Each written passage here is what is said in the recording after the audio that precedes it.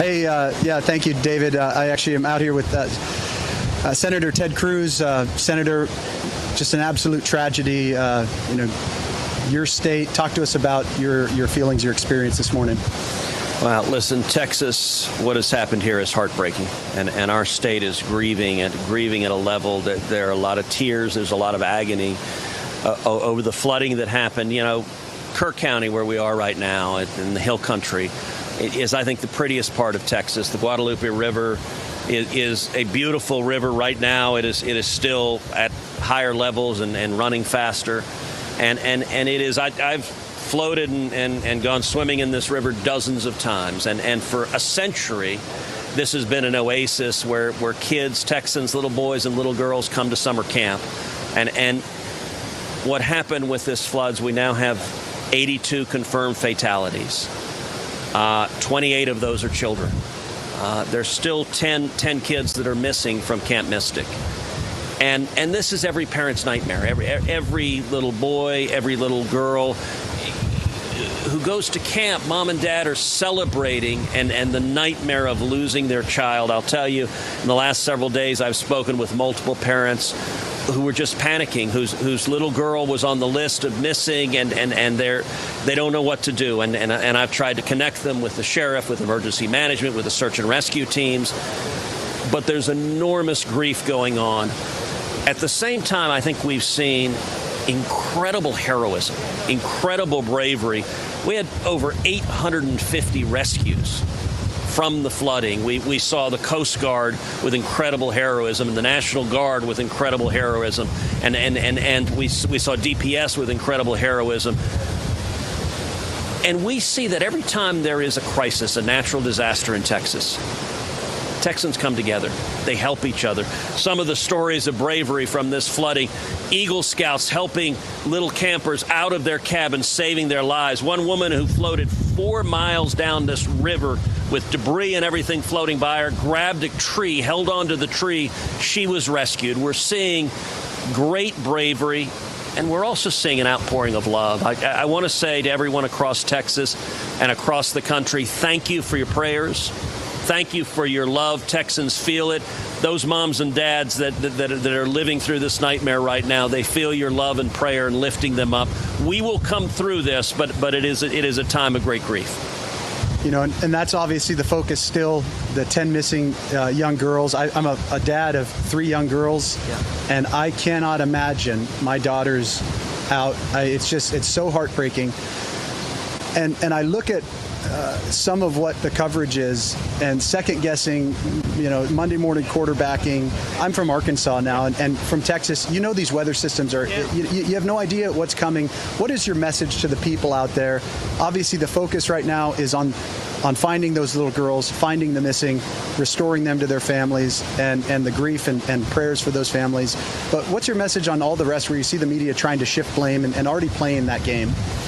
Well, listen, the focus needs to be in any crisis on the first stage of search and rescue, getting people out of harm's way. And that has got to be the priority, and it has been the priority. We've still got 10 girls that are missing. We are praying that those girls are found safe, and that is critically important.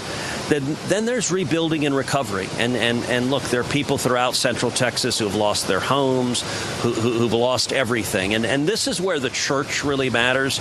The church is stepping up. And look, the church should be doing this every day, but in the face of crisis is especially a time to show God's love, to help your neighbor, to feed and clothe your neighbor, to help comfort a grieving mom or dad with an inconsolable pain. All of that is critical. You talked about your 3 daughters. I'm a girl dad. I have 2 daughters. My daughters have gone to camp right here in Hunt, Texas for a decade. Just last week, we picked our youngest daughter up from camp right here. It was just a few days before this flooding occurred.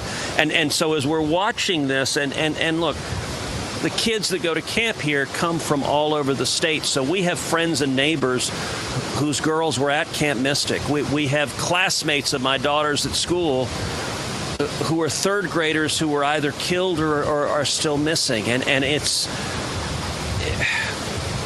not the way it's supposed to work. Kids are supposed to bury your parents. Your daughters are supposed to bury you. My daughters are supposed to bury me. And when a child is taken, it's, I think, the hardest pain of anything. You asked about the politicization, and you're right. With any tragedy, there are people that try to play politics with it. They try to blame their political opponents. And in today's partisan world, if there's a hurricane, if there's a tornado, if there's a flood, there are some who want to say it's all Donald Trump's fault because everything bad they say is Donald Trump's fault. Look, I think that is wrong. It is inappropriate. And I think most people don't want to see partisan finger pointing. What they want to see is let's come together and let's get through this. And then afterwards, after we rebuild, there does need to be a process of carefully looking back and saying, okay, what could have been done differently to save more lives? How could the response have been better? We know that the warnings went out from the National Weather Service just after 1 a.m. and just after 4 a.m. Obviously, most people were asleep then, and they missed those warnings. And so I think it's perfectly reasonable to have a conversation. We know floods will occur, natural disasters occur. How can we be better at being proactive? And in hindsight, everyone would agree that we should not have had little girls, particularly 7- and 8-year-old, the youngest girls on the camp, in cabins right by the river's edge as the flood warnings were coming out. And in hindsight, I hope we have a better system to have an early warning and then act proactively to remove the children, remove anyone vulnerable from harm's way to prevent this loss of life. That's a reasonable and, in fact, very important conversation to have. But it shouldn't be in the context of just trying to score political points. It should be learning lessons. And by the way, we do that with regard to hurricanes. You know, I'm from Houston. We deal with hurricanes all the time on the Gulf Coast.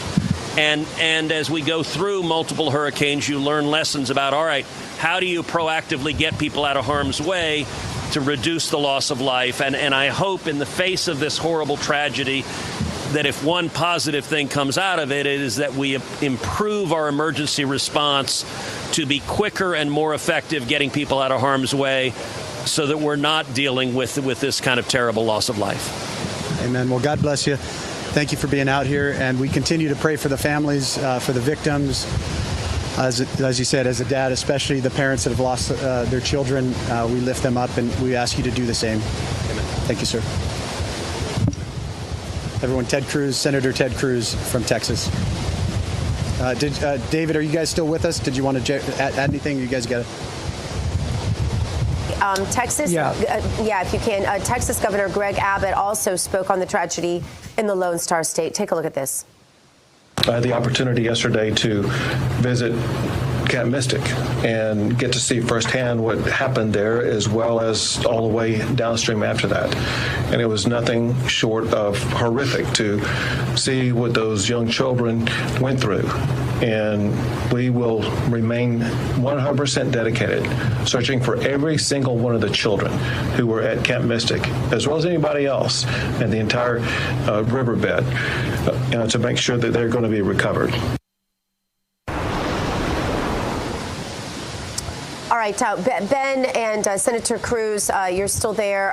Just want to give you a chance to react to what Governor Abbott was saying, and Ben, if you can ask Senator Cruz, what does he foresee in terms of changes that might be policy related to this? And the senator's on comm, so he heard all that. Go ahead, Senator. Well, listen, I think there will be a careful retrospective that will look at how do you proactively avoid this sort of crisis in the future. Steps that strike me as natural. Number one, I think it's worth reassessing. Do you have cabins right along the river's edge? If you look at some of the cabins in these camps are higher up in the hills, they're further from the water. I think that clearly is safer. And also, what was the process when there were warnings as early as the afternoon that flooding was possible? The warnings got much more severe and urgent as the night went on. What's the process to make sure that you don't have everybody asleep when you realize that a crisis is coming? Because what we all wish had happened is before this flood hit, we wish that someone had gone down and taken these girls and put them in a truck, put them in a van, and taken them up to higher ground. And if that had happened, we would have a much lower loss of life. The RVs that were right along the river, that were swept into the river, Look, tragically, you see when you have tornadoes and hurricanes and flooding, mobile homes and RVs are particularly vulnerable to that. And so in terms of the early warning, and as I said, I actually think the hurricane analogy has a lot to apply here. With hurricanes now, I think we're much more proactive in saying, okay, there's a hurricane that's coming. What are the homes that are right on the water's edge that are the most vulnerable? And sending law enforcement in there. And you've got people who are stubborn, I don't want to leave, and sending people to say, look, it is really critical you leave. I wish we had done a better job at getting people out of harm's way, and I hope coming out of this that we can put in place processes for the next flood that happens. And there will be another flood, there will be another tornado, there will be another hurricane. But we can do a more effective job being proactive in terms of removing people from vulnerable locations.